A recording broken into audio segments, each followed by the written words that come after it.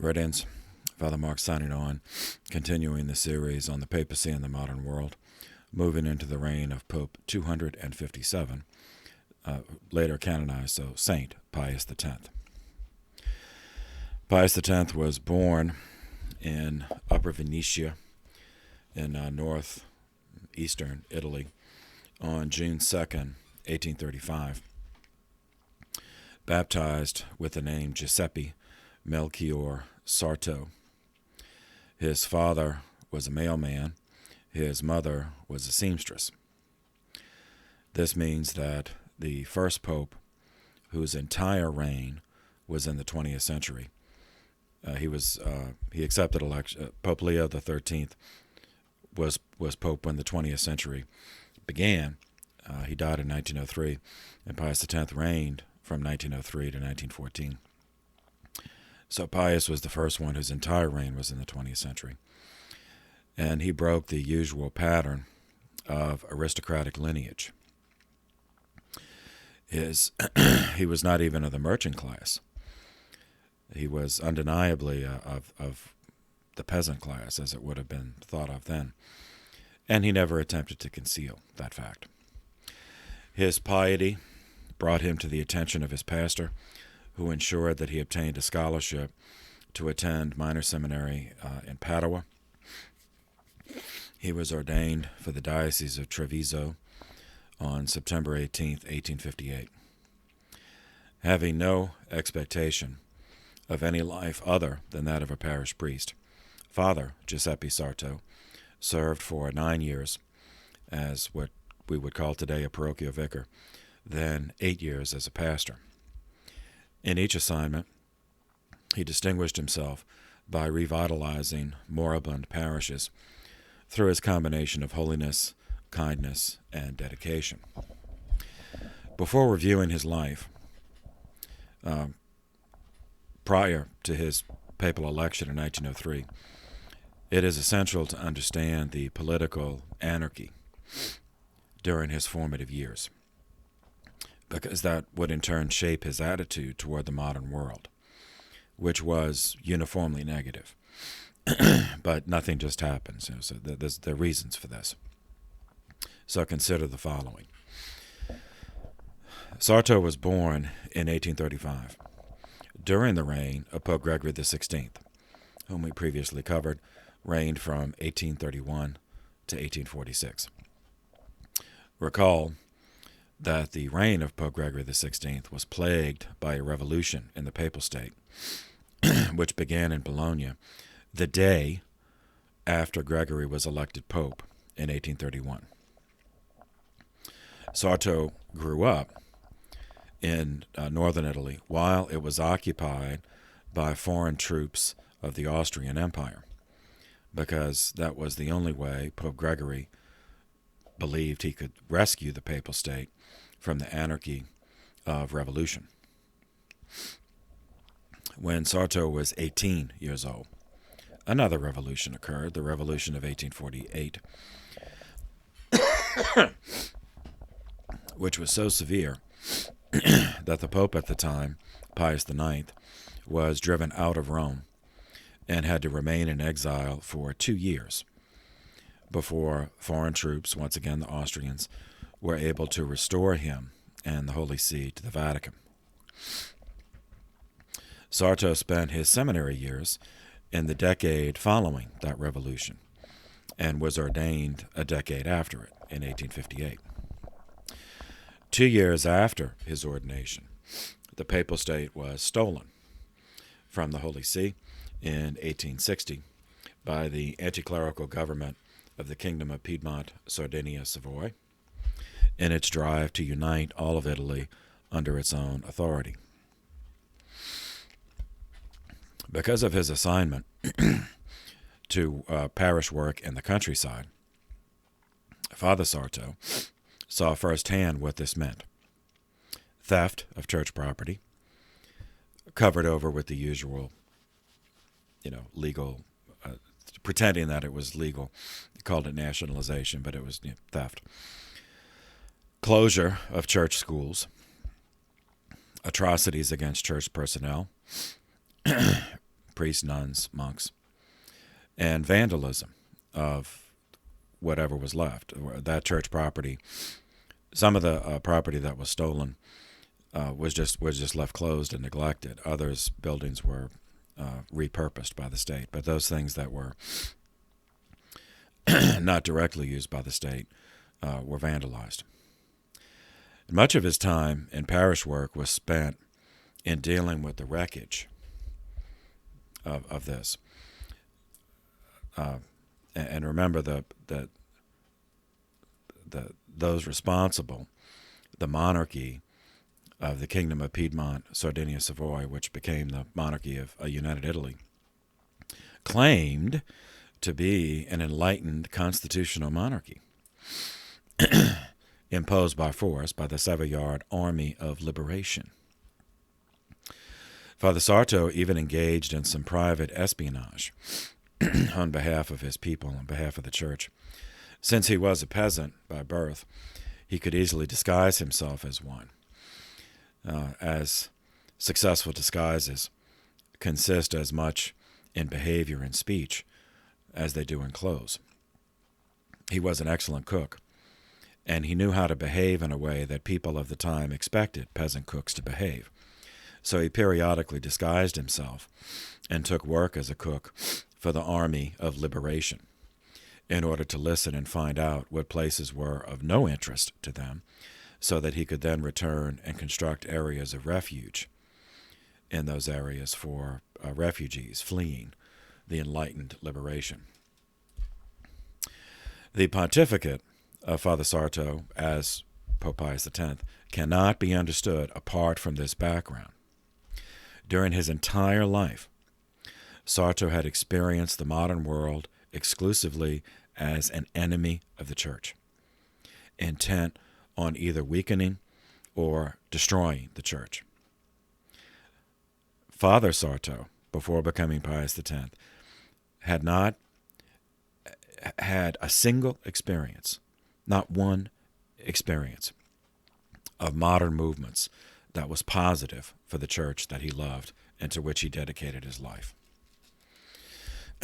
Father Sarto's last major exploit as a parish priest was coping with another catastrophe brought on by modern developments, a cholera epidemic that swept across the stolen papal state in 1867, which ended up killing 113,000 people.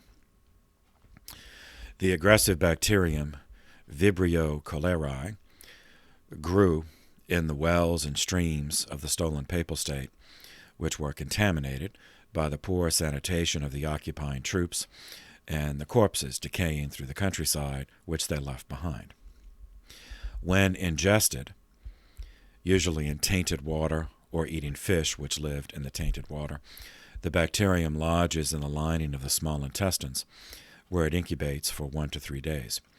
At the end of this period, the bacteria colony blooms in the intestines by production of toxic proteins in the small intestines, causing severe, exhaustive diarrhea. The rapid loss of fluids often can result in death by fatal lowering of blood pressure, combined with dehydration. Today, this bacteria can be killed with antibiotics, and the physiological damage can be reversed by oral rehydration or injected if the person's unconscious. The what do they call it? They hang the bags. IV, the IV.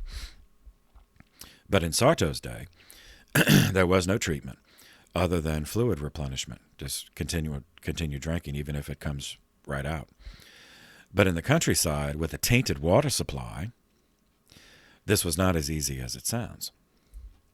The only chance of containment in Sarto's time and place was boiling the water before ingestion and burning any clothes or bedding which came into contact with the infected patients or their, the waste products that came out because of the infection. And the waste products had to be sterilized by boiling instead of just dumping it on the ground or in a stream, and then giving the infected copious amounts of water purified by boiling, combined with salt and sugar, which, primitive electrolyte replenishment. But among refugees, hiding in the countryside from the armies, this is not that easy. All this, is not that easy to obtain. Father Sarto already had safe locations where relocated refugees were well, not housed necessarily, but at least where they were staying. These safe places then, during the cholera epidemic, served as places of refuge and treatment for cholera victims to the extent that treatment was possible.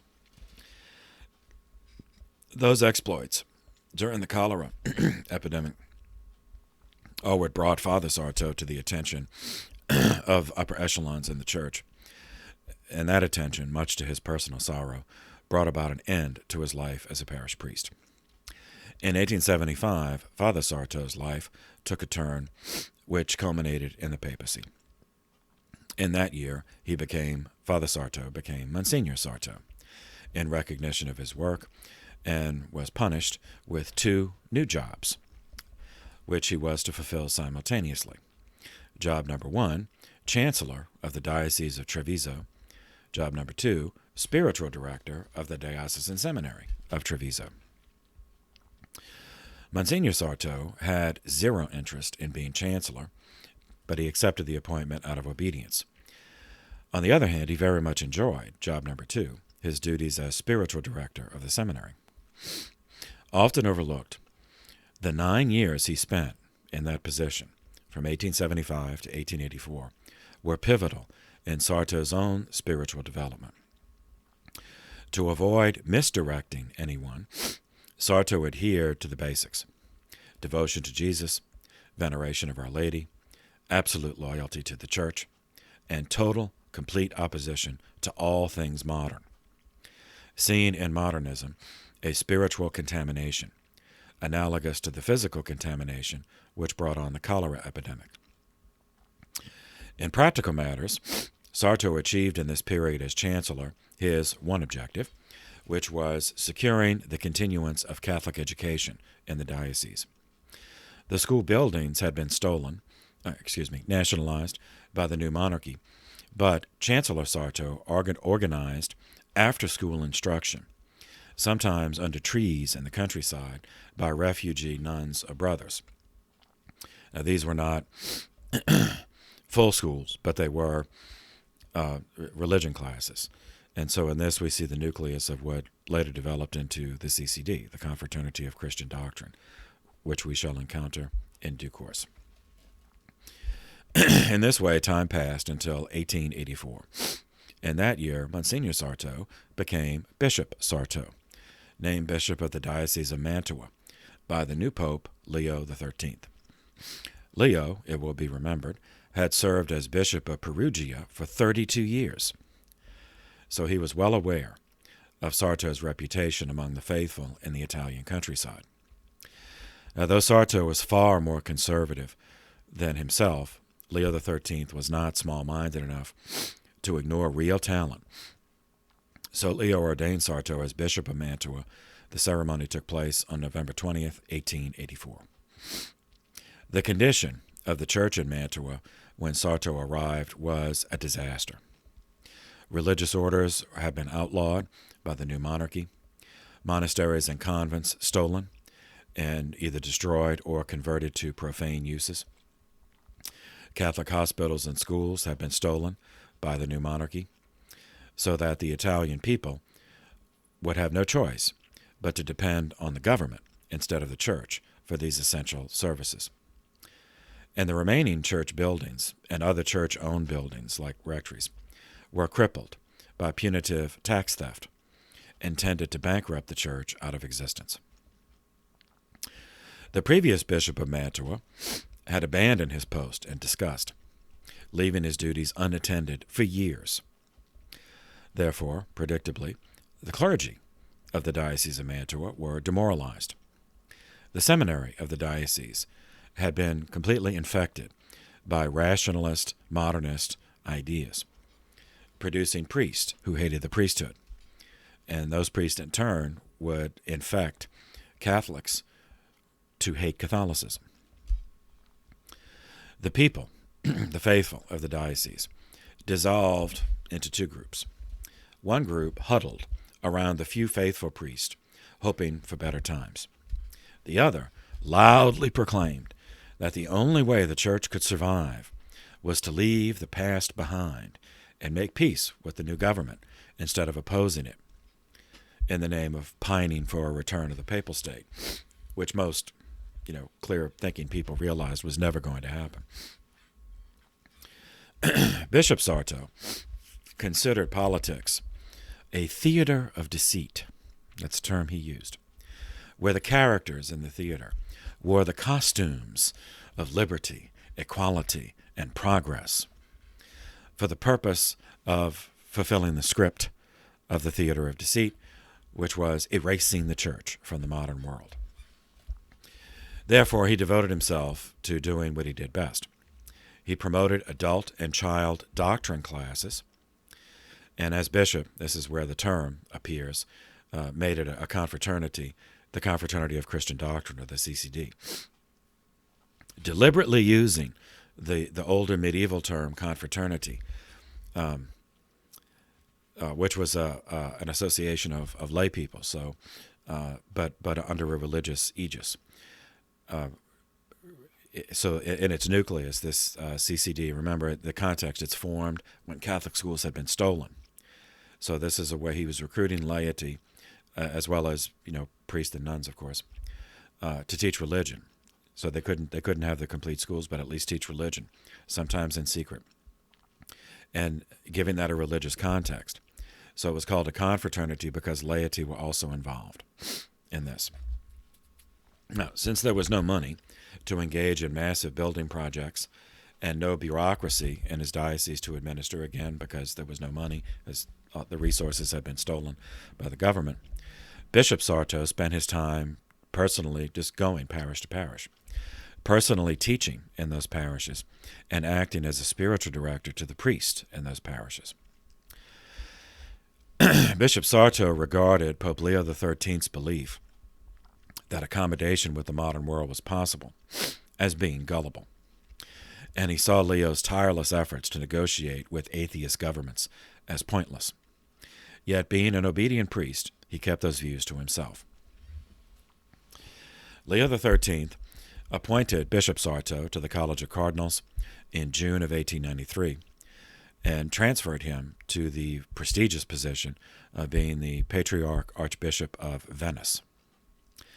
Venice had been created as a diocese in 774. We covered that in the medieval course. In 1457, because of its growing commercial and naval empire, Pope Nicholas V suppressed the Patriarchate of Grado and transferred it to Venice, giving it also metropolitan jurisdiction over the Dalmatian coast, which was on the other side of the Adriatic Sea, in what later became Yugoslavia and now is the coast of Bosnia and Herzegovina. The title Patriarch in this case was purely honorary, and in the West was given to only four dioceses: Rome, Venice, Lisbon in Portugal, and Jerusalem. In terms of canonical governance, the Patriarch of Venice was and still is an archbishop by ordinary jurisdiction, and named a cardinal patriarch as an honor to its ancient history. When Patriarch Archbishop Sarto was named or installed in that position, Venice, the situation of the church in Venice was also a disaster, though with different nuances than Mantua. Venice was overrun by socialist radicals who despised the church. And their ranks were swollen by agitators who sought refuge in Venice from the police, from the secret police of the conservative monarchies of Germany, Austria, and Russia. They found Venice because it was a port, therefore they could easily escape if they had to. And Venice, like London, had a thriving publishing business. So they could get things published in Venice that they could not get published elsewhere. The Italian government, the new Italian government, the monarchy, which ardently wished for the disintegration of the Catholic Church, held up the appointment of Sarto to Venice, using various excuses to conceal their real desire that the title of patriarch should no longer exist. Because that, they saw that as, well, in the minds of the ordinary people, patriarch, that just exalts the church, which was opposite of what they wanted. It took 18 months. And, one must concede, this included some street violence in Venice, instigated by Catholics in this case, who felt their churches threatened, before the government finally relented and allowed Sarto to be installed.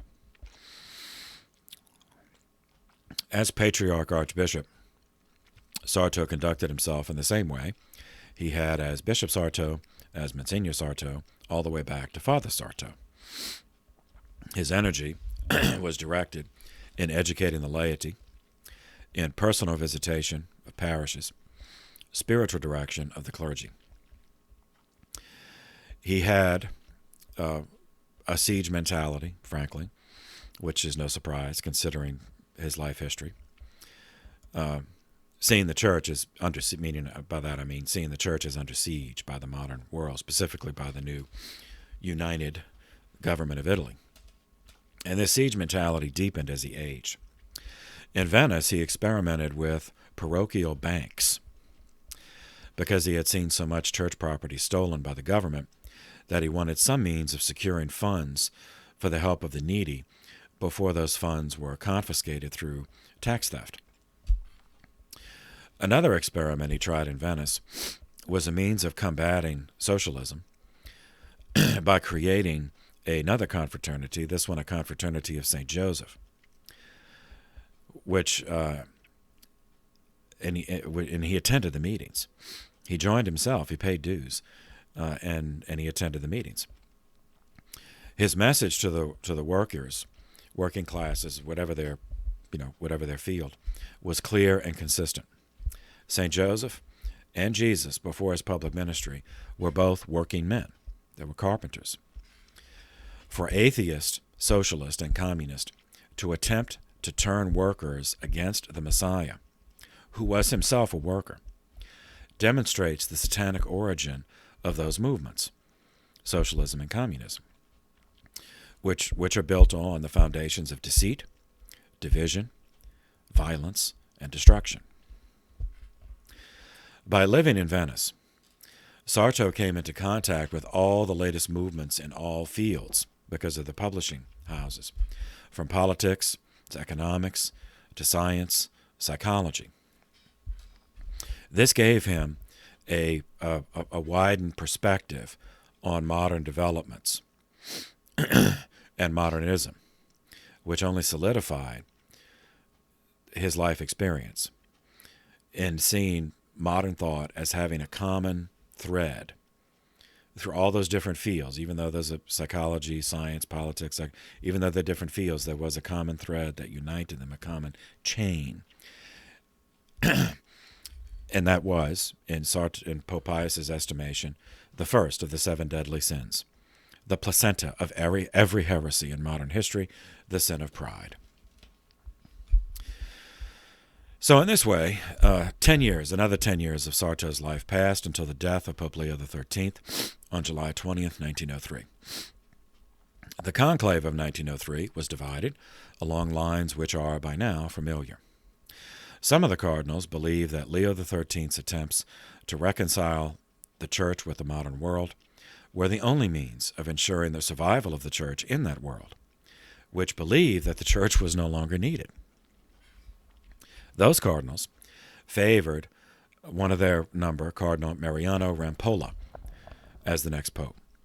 Rampolla he went into the cardinal having been Leo's Secretary of State of the Holy See since 1887. Other cardinals feared that Leo's diplomacy, however well-intentioned, had been a dangerous distraction and presented a confusing picture to the faithful who were not sure where they should stand in the world of their day. Those cardinals favored Cardinal Girolamo Gatti, Gotti. He was a conservative, very conservative, Discalced Carmelite who had been part of the dicastery of the propagation of the faith since 1895. The conclave of 1903 lasted 4 days, July 31st to August 4th. It was attended by 62 cardinals, who cast 7 ballots. On the first ballot, Cardinal Rampolla received 24 votes, Gatti received 17 votes, and Sarto received 5 votes, which came as a complete shock to him. But he had his admirers among the cardinals who had watched his pastoral achievements, whereas personally he voted for Gatti. On the third ballot, the Bishop of Krakow was, now I have to clarify here, at the time, but now Krakow is in Poland. But at the time, that part of Poland was part of was a colony, essentially, of the Austrian Empire. All right, so with that in mind, Cardinal Jan Pavel Puzyna, Puzyna, announced to the cardinals that the Emperor of Austria, Franz Joseph, was exercising his right of exclusion to forbid the election of Rampolla as pope. This right of exclusion, jus exclusivae, was a fiction in the minds of Catholic monarchs, which the Church never formally recognized canonically.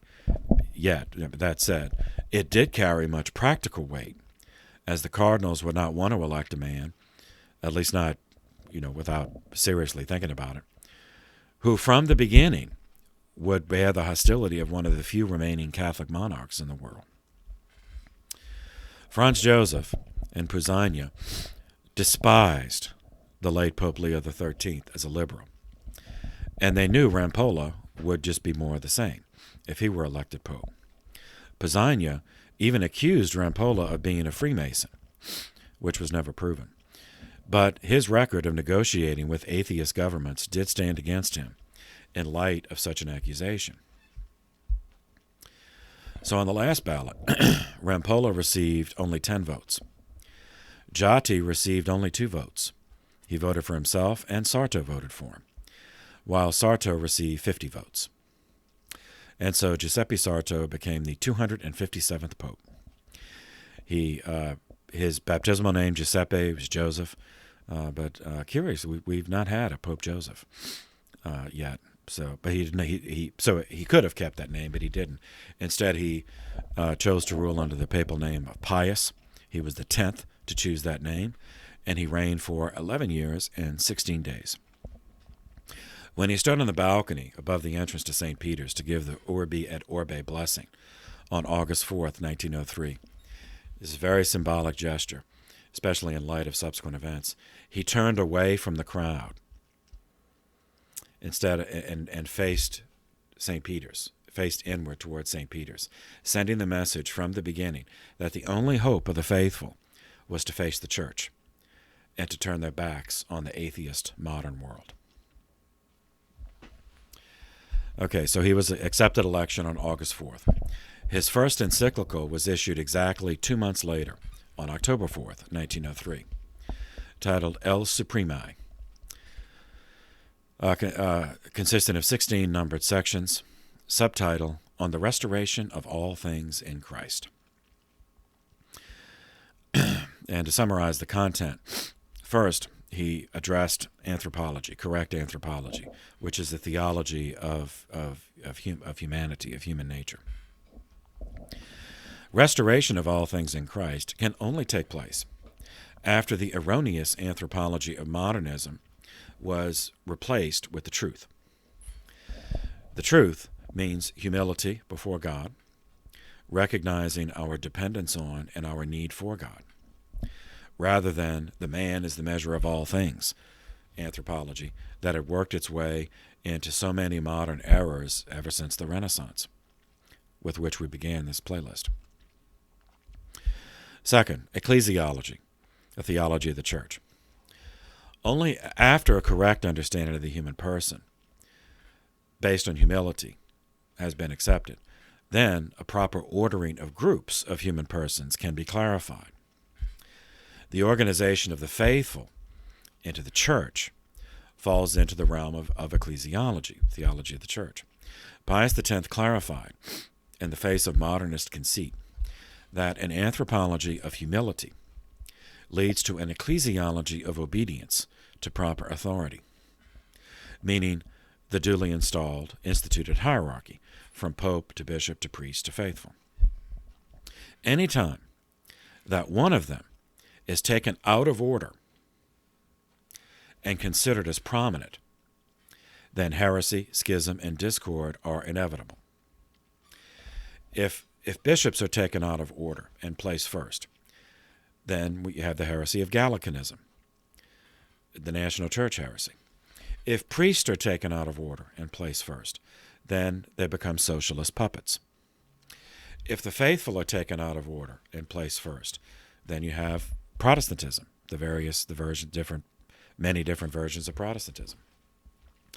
Only when the chain of authority and obedience is firmly established, from pope to bishops to priests to faithful, can the deposit of faith be properly handed on. The third topic of this encyclical was ethics. A person of humility, obedient to the hierarchy, transmitting the deposit of faith, is a person whose morality is properly based on the understanding of the absolute unity of faith and reason, actualized in the world as faith and works, rather than the posturing works of socialists who only engaged in them to manipulate the unfortunate by making them dependent, nor the empty platitudes of aristocrats who dismiss the suffering of the poor while exerting no effort to help them. Fourth category of this first encyclical, piety. The summit of Pius's program to restore all things in Christ is piety. Piety of the individual, and piety as an atmosphere to be cultivated within the church. Not the world, because the world, he said that the world has already made its choice. It's given its allegiance to Satan. So the church is the fortress, and the faithful who, once they perceive what the modern world is, or including those who may have completely embraced the modern world but then realized what it was and they repent, then they can all be welcomed into the church. And then within the church differentiates itself from the atheism and neo-paganism and pride of the modern world by cultivating this atmosphere of piety. This piety is directed not toward the self, as modernism is, but away from the self and towards God. So in the teaching of Pius X, piety is the spirituality of the faith, just as ethics is the morality of the faith. Both spirituality and morality must find their nourishment in their guidance by looking to God. Within the church, which the Son of God created in order to help the faithful attain salvation, which is union, the transforming union, as the Carmelites would say, the union with God. Virtually every major action taken by Pius X and his pontificate was to further this agenda, the agenda announced in this first encyclical, to restore all things in Christ. On November 22nd, 1903, only 1 month after his first encyclical, Pius X issued a motu proprio on the topic of church music, which encompassed his entire philosophy of sacred art, restoring all things in Christ, including sacred art, and the category of sacred art that is sacred music. Pius declared all worthy sacred art to be forms of prayer and worship of God.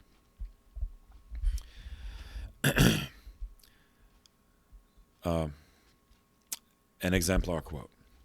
By recalling the supreme exemplar of all beauty, God, from whom all the beauty of nature derives, the arts will more securely withdraw from unworthy concepts and more effectively rise to express the master idea, which is the life of all art.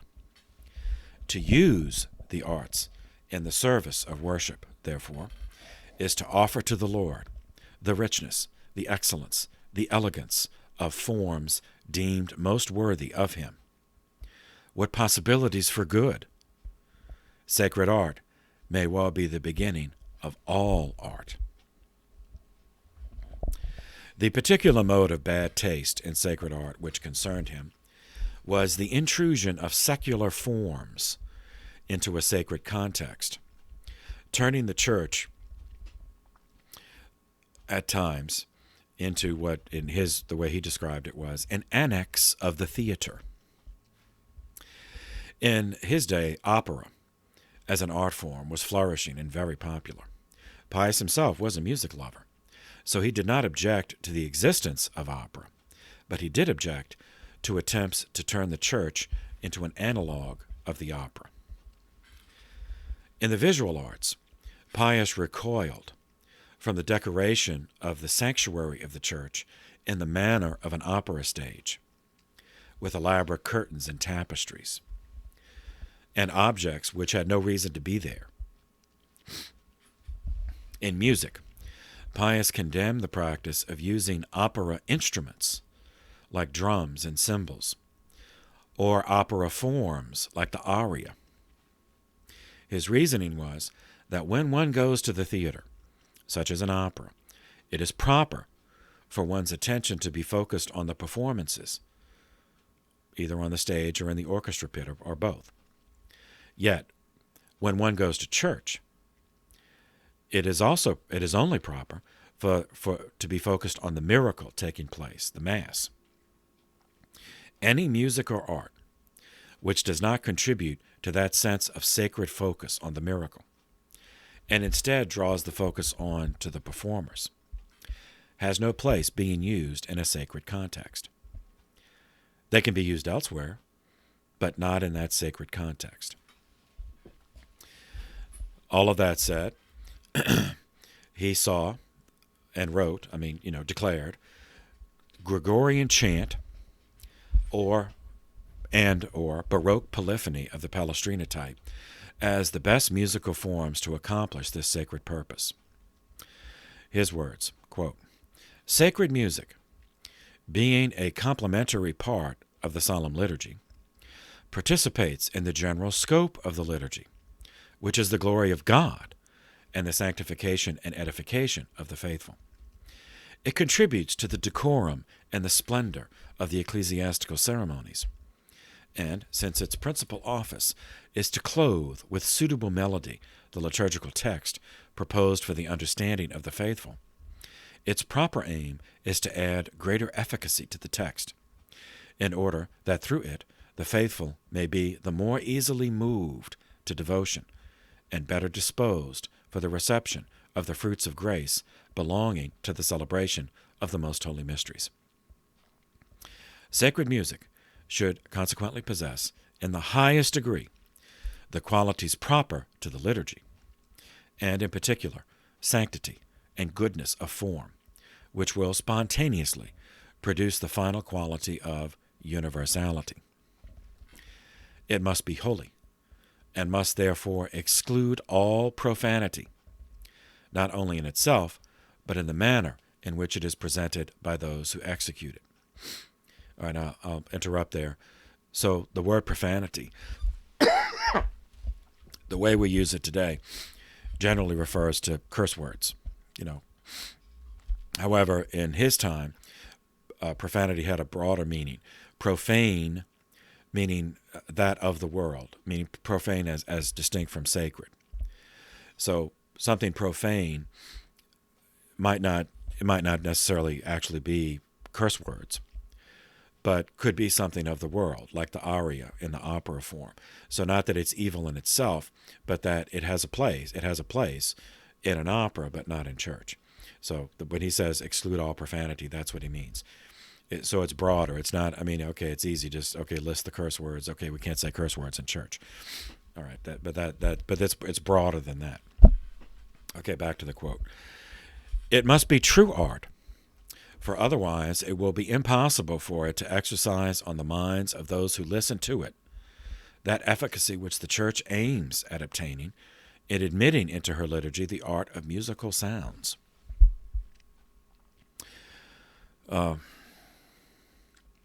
These qualities are to be found in the highest degree in Gregorian chant, which is, consequently, the chant proper to the Roman Church, the only chant she has inherited from the ancient fathers, which she has jealously guarded for centuries in her liturgical codices. On these grounds, Gregorian chant has always been regarded as the supreme model for sacred music, so that it is fully legitimate to lay down the following rule.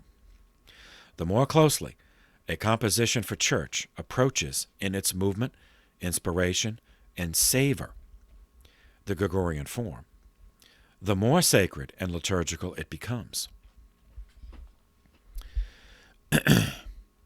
Then further down, the above-mentioned qualities are also possessed in an excellent degree by classic polyphony, especially of the Roman school, which reached its greatest perfection in the 15th century owing to the works of Pierluigi de Palestrina, and continued, subsequently, to produce compositions of excellent quality from a liturgical and musical standpoint. Classical polyphony agrees admirably with Gregorian chant, the supreme model of all sacred music, and hence it has been found worthy of a place side by side with Gregorian chant in the more solemn functions of the Church, such as those of the Pontifical Chapel. Okay. Same year, 1903, on the satanic side of the action in the modern world, a meeting took place in London, a Congress of the Russian Social Democratic Party.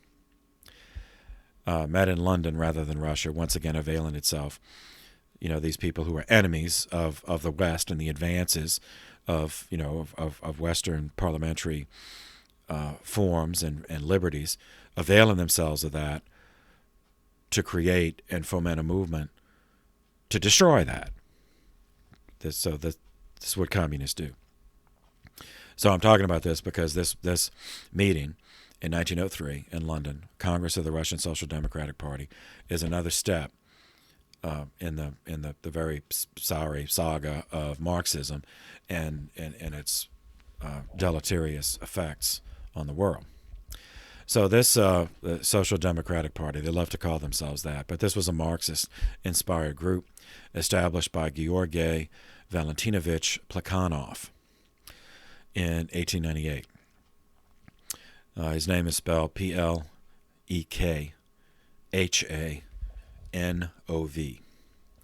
You've never heard of him, probably, because 2 years later, in 1900, a man and woman who escaped from the Tsar's prison camps, the gulags in Siberia, made it to Geneva, Switzerland, where Plekhanov was living, and asked him to join the party. They had natural prestige among radicals because of their imprisonment and escape, with an added touch of romance, as they had met and secretly married in Siberia.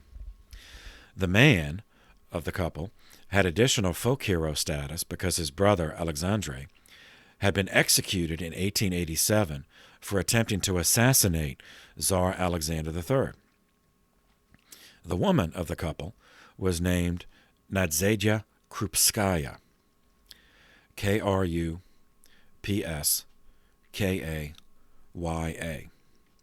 She lived from 1869 to 1939.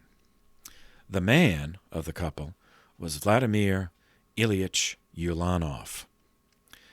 better known to history by his pen name of Lenin, Lenin, who lived from 1870 to 1924. So he joined this movement and would later take over. So that's why only specialists remember the name of Plekhanov, because Lenin made it more famous. So he joined in 1900. 3 years later, in 1903, the year Pius X was elected, this Russian Social Democratic Party met in London. In the course of the meeting, a division emerged between those who believed that the party should restrict membership to professional revolutionaries, meaning those willing to engage in violence, arson, murder, etc., as opposed to another, group at the meeting, believed that the party should also be used publicly to support political figures who would claim to be moderate socialists or Democrats, but in reality were Marxist, in order to better assemble information and subvert national governments from within. So of the two, when the split occurred, of the two groups, Lenin was the leader of the violent revolutionary wing. He started calling them, his own group, the Bolsheviks, which a Russian term that simply means the majority, stigmatizing the others as traitors to Marx, and naming them the Mensheviks, the minority. This split proved to be permanent. The split within the Russian Social Democrats, who were united in their opposition to the Tsarist monarchy in Russia, the absolute monarchy in Russia, but differed over method. Lenin took the Bolsheviks and formed the Russian Communist Party, which only 14 years later succeeded in taking over Russia. Now, they did not overthrow the Tsar. The Tsar had already been overthrown for reasons that we'll get to in the next pontificate. But then they overthrew that government and then took over Russia.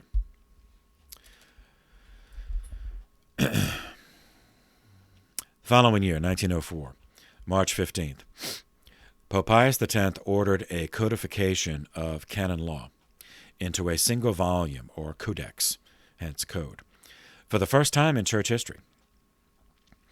The canon law of the church had been for its entire history, developing for its entire history, and so it was a continuously growing body of rulings and definitions and documents, which included pontifical law, and in the category of pontifical law are papal bulls, motu proprios, apostolic constitutions, and encyclicals. Conciliar law, up to that point, consisted of 20 of the ecumenical councils, and then Vatican II later in the 20th century would be the 21st Ecumenical Council. But all of that is part of canon law. Third category are liturgical sacramental law, which is included in the ritual books. And the fourth category is general ecclesiastical law, dealing with internal systems and processes of church governance.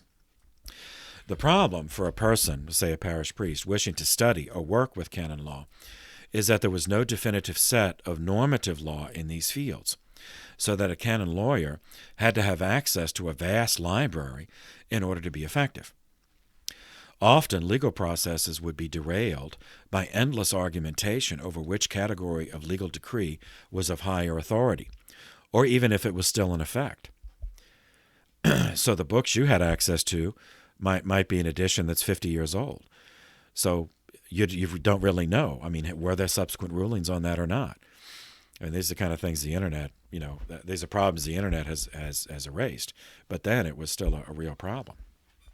So to address it with the technology at the time, which was limited to books, printed books, there had been many collections of canonical texts promulgated by different schools of canon law, such as Gratian's Concord of Discordant Canons, put out at the University of Bologna around 1150. Similar efforts had been undertaken by various popes, who would issue collections of decrees. Now, though well-intentioned, such efforts resulted in just adding more books needed to added to a canon law library without addressing the core problem. The average parish priest did not have access to all these books, and wouldn't even know that all those books existed. In fact, the average bishop did not have access to all those books or even know that they all existed. Pius X, who of course had spent, so much of his life in active pastoral ministry as a priest, bishop, archbishop, understood clearly from the ground the problems that this could and that it was harmful to the church, especially in the modernist context, if priests and bishops were not able to give clear and timely answers to questions because of this confusion. So it was imprudent. He discerned it was imprudent for the church to continue with such a state of internal ambiguity. His plan of codification of canon law was to put it in a single book, a single volume. Not all of the entire totality of canon law, but all the canons necessary to rule a diocese, which of course would include all the canons necessary for the parishes within the diocese. He believed this would be of benefit to active practical pastoral ministry. To accomplish this Herculean task of going through the entire history of church canonical legislation, he appointed Pietro Gaspari, Gaspari, lived from 1852 to 1934. He was born in the Papal State when it still existed. He had studied canon law prior to being recruited into papal diplomatic service. At the time, in 1904, he was serving as apostolic delegate to Peru, and Pius X ordered him to return to Rome and undertake this mission. It took him 13 years, and the final product was not completed until the next papal reign. But the first one-volume code of canon law in history was promulgated by the next pope, Benedict XV, on May 27th, 1917, with the stipulation that it would come into force the following year, on May 19th, 1918, to allow time for everyone to get copies and study them. Same year as this endeavor began, 1904, on July 30th, continuing as a sequel to the problems that Leo XIII was trying to solve with France, Pius X inherited, those problems. France, formerly the Third Republic of France, formally severed diplomatic relations with the Holy See, formally abrogating the Concordat of 1801.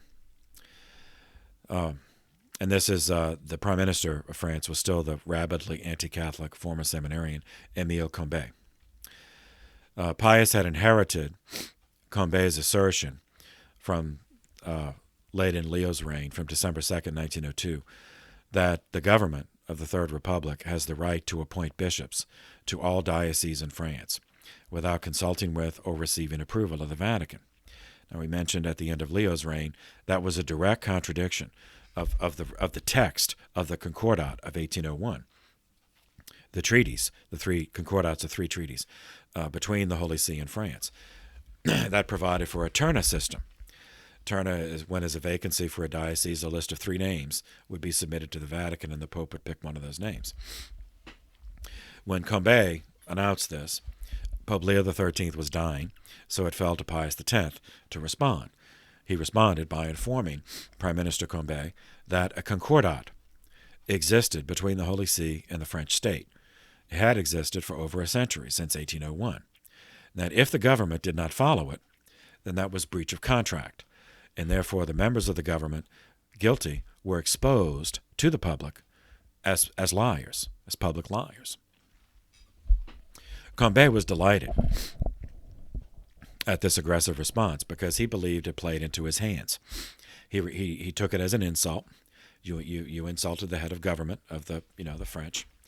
So he recalled the French ambassador to the Holy See, recalled from back to France on July 30th, 1904, which was in international affairs. This means severing diplomatic relations. Now, this produced panic among many of the cardinals, but Pius X was relieved, he said, because he was tired of listening to the lies and posturing of the French ambassador. The radical French press, I mean the radical leftist, socialist, communist press, who of course were atheist, began a smear campaign against Pius X, presenting him as an ignorant peasant out of his depth. Pius still remained unmoved by all those who begged him to seek some form of compromise. He commented to them that the church did just fine after Judas removed himself. Same year, 1904, July 30th, back to Russia. The birth of a male heir to the throne of Russia. He had the title of Tsarevich, so that was their analog to the English Prince of Wales, meaning that the designated heir, the crown prince. He was named Alexei Romanov. Russia had been ruled by the Romanov dynasty at that point for 3 centuries, when the 20th century opened. It was Russia's misfortune that the emperor, or the Tsar, that's the Russian version of Caesar, the emperor, the Tsar of Russia, was at that point Nicholas II. Born 1868, reigned from 1894 to 1917, and died the following year, 1918. He was a decent human being, but as a ruler, as a leader, he was hopelessly incompetent. I mean, to the point of ridiculously incompetent. Unbelievably incompetent. From the lengthy catalog of his mistakes, one that stands out for its long-term consequences was his choice of a mate. Alexandra of Hess lived from 1872 to 1918. She reigned as the Tsarina, the Empress of Russia, from 1894 to 1917. A mistake, I say, because she was mentally unstable. She possessed a personality type that made her thoroughly despised by the native Russians, added to which was the ethnic hatred that Hess is she was German. So the Russians, of course, have a long history of antipathy against the Germans. They had 4 daughters before catching us up. So on July 30th, 1904, she and Nicholas had their 5th child, but their first son, Alexei. He was born with the blood disease hemophilia, which prevents the blood from clotting normally. This disease is passed through the female line. And Alexandra was a granddaughter of Queen Victoria of England. And because of the intermarriages, the aristocrats only want to marry each other. Hemophilia worked its way into many of the royal houses of Europe because of the intermarriage with the House of Windsor. It was known at the time that it was passed through the female line. So Alexandra's already fragile emotional condition was pushed over the edge to insanity. And I'm not mocking there. I mean, it was really sad. I mean, she was so tormented by grief and guilt that she just lost all sense of herself and lost all sense of prudence and rationality. It was, a genuine human tragedy. In this vulnerable condition, she was prey to a procession of wandering quacks and religious impostors who offered hope, which the doctors denied her. I mean, that not to be mean, but there was no cure for hemophilia. Chief among those who took advantage of her, this tormented mother, and her diseased son, was a priest of Satan, masquerading as servants of Satan so often do. They masquerade as something else. In his case, he masqueraded as a Russian Orthodox hermit named Grigory Rasputin. Rasputin. Well, his actual name is Grigory Efimovich, but Rasputin was a nickname, and that's what if you want to Google him, that's the term to look up. He lived from 1869 to 1916. Rasputin was an alcoholic, a thief, a lecher, whose true nature was known to everyone in the capital because he flaunted it publicly. Yet the Empress Alexandra refused to be parted from him because he had demonstrated something that the doctors had not: the power to ease the bleeding episodes of her son, any one of which could claim his life. Now, he did this through some form of hypnosis, but she believed it was through God answering his prayers. Outside of the palace, Rasputin openly boasted in the taverns of St. Petersburg that the Empress and her daughters all gave themselves to him sexually. Everyone believed him because he had as much control over the government as he wished, because he controlled Alexandra and she controlled her pathetic husband, who would hire or fire government ministers at her whim. Now, as far as his boasting about them giving themselves to him, there's no other independent verification, that they did that. But he claimed it in his drunken boasting, and many believed it. The significance being, the average Russian at the time was profoundly religious. In Moscow alone, that city of Moscow had 1,100 churches before the First World War began. And to remember way back to the patristic period, the Russian Orthodox Church inherited the subordinationist ecclesiology of the Eastern Orthodox churches. Meaning, to the average Russian, to the mind of the average Russian, the Tsar was not only the head of state, but as the head of state, he was also the spiritual father and protector of the church. Because in the Orthodox ecclesiology, the church is subordinate to the state, is actually a part of the state. Because the state is the church relies on the state for protection. So Rasputin did irreparable harm to this sacred image of the Tsar, the royal family, which, coupled with Nicholas's unbelievably inept handling of government and foreign policy, caused many Russians to lose their faith in the church and in the monarchy at the same time. It was this vast population of disillusioned, feeling betrayed Russian poor who turned on the Romanovs in 1917 and then turned on the first revolutionaries who overthrew the Romanovs and gave themselves to the Bolsheviks under the leadership of Lenin.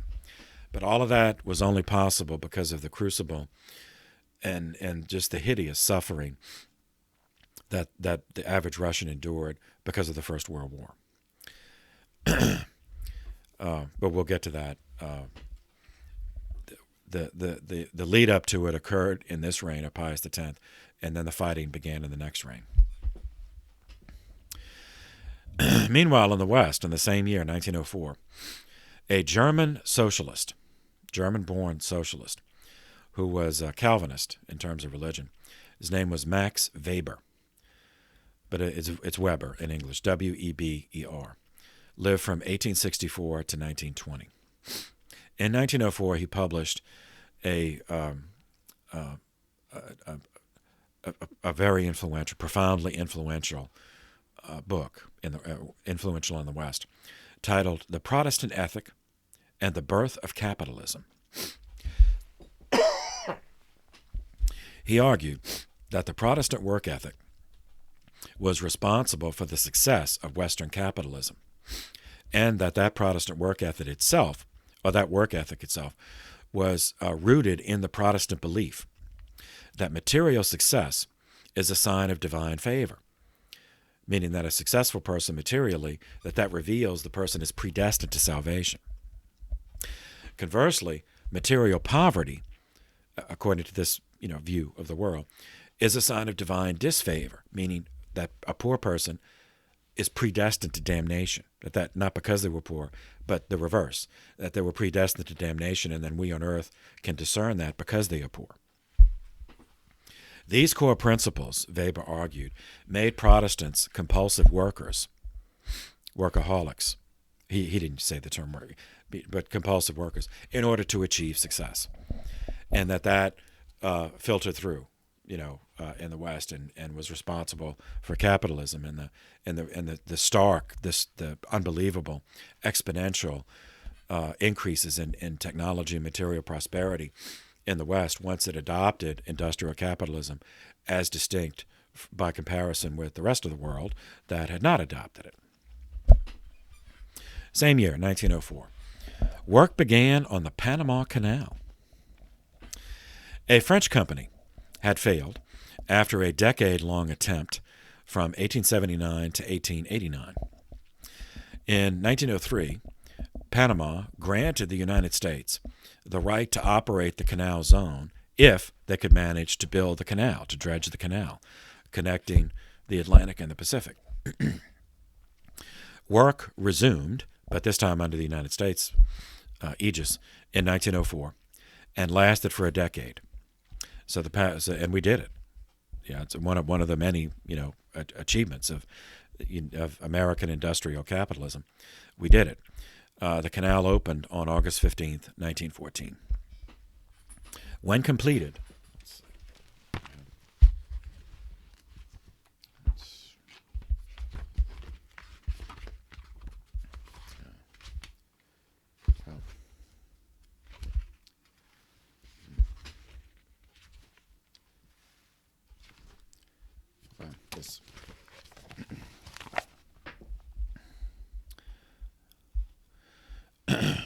So I know this is is North America, South America, and almost at its narrowest point, you see, is Panama, and so dredging through there connected the Atlantic and Pacific.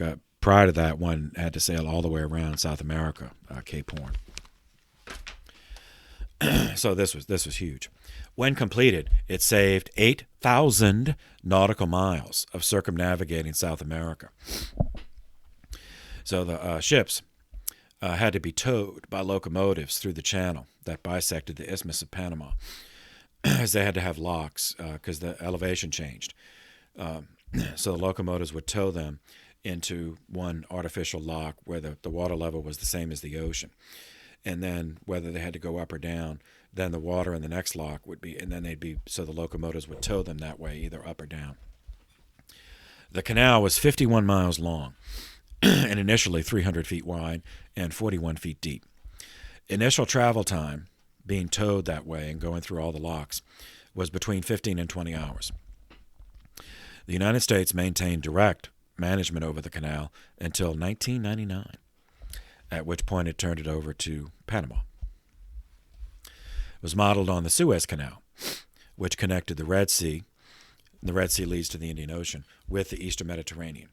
Now, that had been completed by France in 1869, and the Suez Canal was 100 miles long and initially 179 feet wide and 40 feet deep.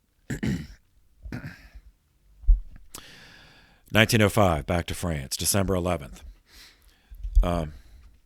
The law was moved in the Chamber of Deputies, the legislature, to vote on a formal separation of church and state in France, formally abrogating the Concordat, which had already de facto been repudiated by the severance of diplomatic relations, but this would just be an announcement that it was permanent, that the severing was not just posturing to gain some negotiating advantage, that the government really wanted to sever the relationship.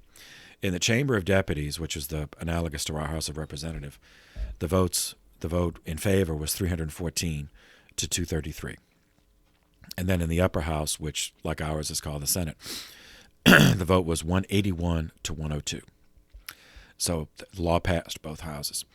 It was final and official. Repudiation of the Concordat of 1801, and no further Concordat has been negotiated. This meant that the clergy of France would be unpaid, apart from donations by the faithful. So it would be like the situation in the United States. And the church would own no property at all, not even church buildings. So that's different from the situation in the United States, because, of course, the government had already stolen all the church property, as we covered previously. As Pope Pius knew it would, this action drastically reduced the number of men who wanted to be priest. But those who still did were those who were dedicated, those who really did want to be priest. The wave of anti-clericalism in France continued until the First World War, 1914 to 1918, when the heroism of these post-separation priests was proven by the death in battle of 4,608 priests, along with the tireless battlefield nursing by faithful nuns. 1905, December 20th. Pius X issued a decree on the frequent reception of Holy Communion.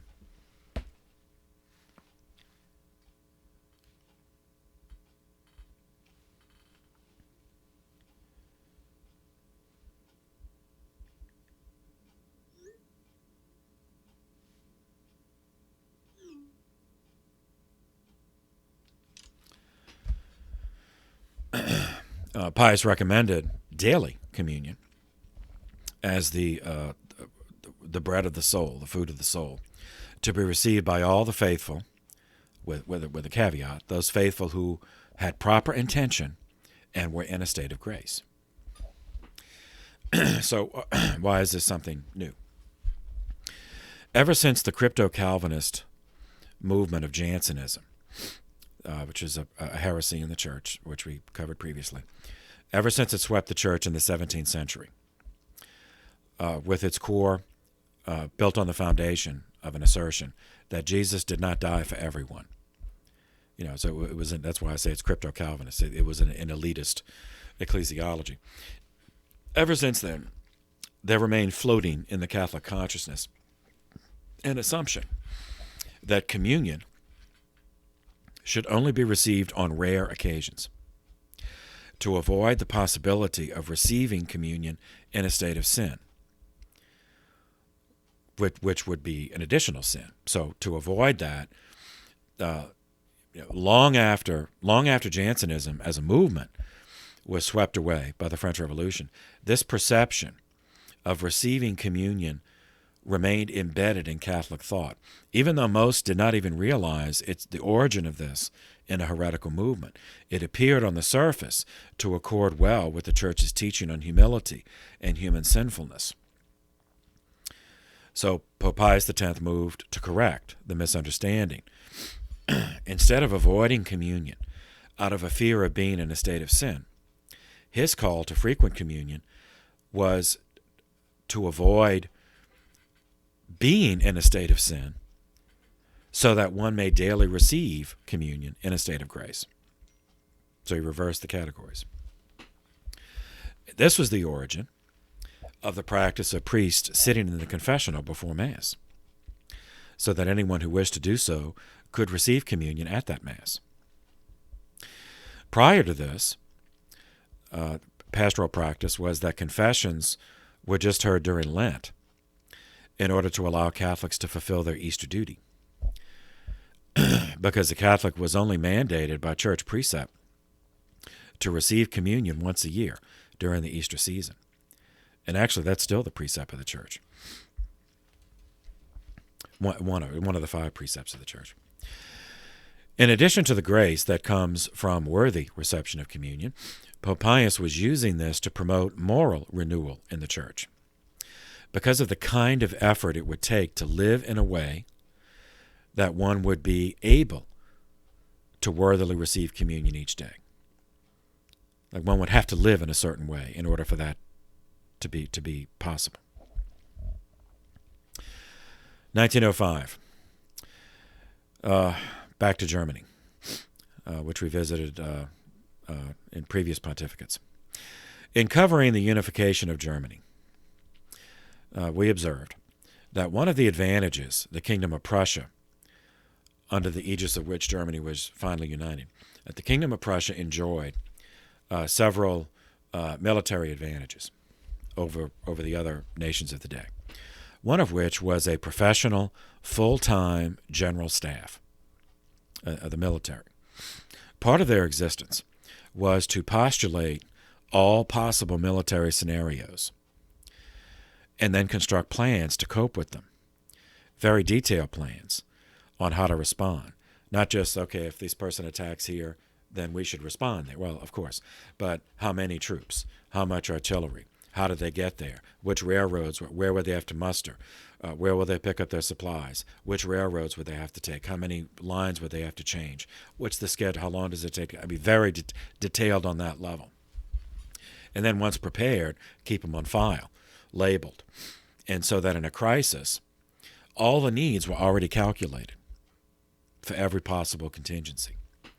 I mean, today, computers do this, but then it was just guys with maps and calculators and, well, not abacus and, but it was the same principle.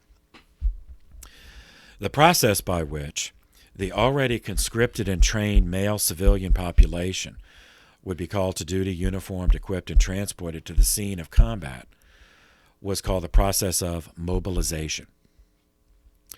The equations of modern warfare were calculated in terms of speed of mobilization to enable concentration of force at key tactical points in order to achieve swift, decisive victory. Because most of the army were actually civilian. I mean, they had all been through basic training because the draft was required.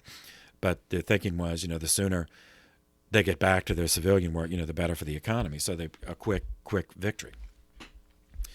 Because none of the great powers, envisioned keeping their entire population mobilized for longer than a few months. Figured, okay, we'll mobilize everybody, then we'll have it out on some battlefield, and whoever wins, wins. And then the war ends. In 1905, one such plan was constructed to deal with the scenario of war with Russia, between Germany and Russia. The problem, tactically and strategically, was that by 1905, Russia was allied with France, owing to the needlessly provocative behavior of Kaiser Wilhelm II, following his forcing Bismarck to retire in 1890. This raised the possibility of a two-front war, France on the west of Germany, Russia on the east, which introduces us, formulating the solution to this problem, introduces us to Field Marshal Count Alfred von Schlieffen, Schlieffen, lived from 1833 to 1913. He based his entire plan, the Schlieffen Plan, on scheduling the combat such that Germany would not have to fight a two-front war, even if it had enemies on two borders. The principal element in his equation was an assumption. And you know what assumptions do. All right, but his assumption was that it would take Russia 6 weeks longer to mobilize than it would take France because of Russia's size. It would take longer to get all the guys, from all over and uniform them. And also because Russia had fewer railroads. It was so difficult to build railroads in Russia because of the severity of the winter. So that's the assumption. In those 6 weeks, Schlieffen planned for the entire German infantry and artillery to invade France, aimed straight for Paris. The invading army, because of the concentration of force, the invading German army would destroy the French military and impose a peace in 1 month. And then they'd be free. Then the entire machine, infantry and artillery, if Russia didn't surrender, when its ally France surrendered, but then could be transported to the other side of Germany, on the Russian side, to deal with them. Once France and Russia were neutralized, England, the third ally, but an island, so it did not have contiguous borders with Germany, so it was not the immediate threat that France and Russia were. So once France and Russia were neutralized, England, as the island nation, Schlieffen again assumed, would have no choice but to negotiate a settlement, because England could not hope to invade Germany alone, And the United States at the time was in isolationist mode, so Schlieffen did not factor the United States into the equation. Okay, so that's the plan. One must, the entire German infantry and artillery have to get to Paris fast enough to force a decisive victory in 1 month. In order to accomplish that, Schlieffen knew that Germany could not simply attack France across their common border, the border that they shared, because the French had fortified it. So his plan, and then it would take longer. In other words, it would take too long to get past the fortifications. So his plan instead directed the German war machine through neutral Belgium, north of France, because since it was neutral, it did not fortify its borders. So it would be easy for the German military to just go across this neutral nation and then invade France from the north. And therefore, they would be able. His assumption, again, another assumption, would be that then they would be able to get to France, to Paris, quick enough to force an end to the war. The fact that such an action was criminal, invading a neutral nation of Belgium, which presumably would not have committed an act of war against Germany, and invade, is the fact that that was criminal, that was not a consideration for the field marshal. The combination of the alliance systems with the war plans, specifically this plan, created a fatal situation, such that in any case in which Germany came into conflict with either of the allies, England, France, or Russia, regardless of where in the world the conflict took place, Germany would have to instantly attack France through Belgium in order for this plan to work. Now, Germany had its own allies, so such an attack would oblige Austria to go to war on behalf of Germany and would oblige England and Russia to go to war for France. All right. Now, in Schlieffen's context, this was very abstract. In 1905, this was abstract because, at the time, Russia was engaged in a war on its eastern side against Japan. And in 1905, Russia lost the war. It ended in a humiliating Russian defeat after the Battle of Tsushima Strait. That's Tsushima, Tsushima Strait. The point of contention between the two was Korea, the peninsula of Korea. Japan had already stolen it from the Korean monarchy, and then Russia tried to steal it from Japan. But Japan won the war. So of the three adversaries, the major adversaries of Germany in 1905, at the time von Schlieffen completed his plan, England, France, and Russia, Russia had just lost a war. So the idea that his plan would have to be used seemed remote in 1905. But as we shall see, that did not last. Pius X responded to the abrogation of the French Concordat with a letter to the faithful of France, addressed to the Cardinal Archbishop of Paris, Francois Richard, titled Vehementor Nos, meaning our sorrowful soul, promulgated on February 11th of the following year, 1906, consisting of 19 numbered sections.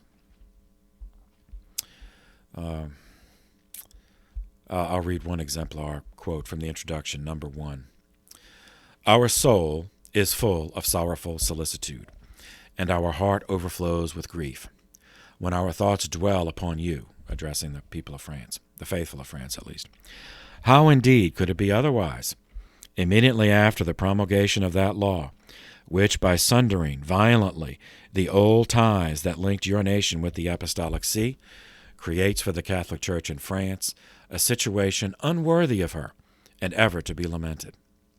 That is, beyond question, an event of the gravest import, and one that must be deplored by all the right-minded, for it is as disastrous to society as it is to religion. But it is an event which can have surprised no one who has paid any attention to the religious policy followed in France of late years. You have seen the sanctity and inviolability of Christian marriage outraged by legislative acts in formal contradiction of them. The schools and hospitals laicized, clerics torn from their studies and from ecclesiastical discipline to be subjected to military service, the religious congregations dispersed and despoiled, and their members, for the most part, reduced to the last stage of destitution. He goes on like that, but you get the point. He's condemning. He's unhappy, but that's really all he could do. 1906, February 14th, Pius issued an instruction calling for children to receive Holy Communion. Prior to that, the time of First Communion was given between the ages of 12 and 14, often in conjunction with confirmation.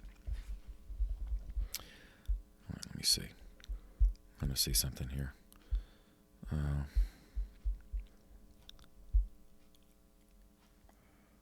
Okay. I'm going to stop here. So we're about halfway through his reign. And it takes too long to upload if it gets to, so we'll stop here and we'll pick up with this decree on children receiving communion.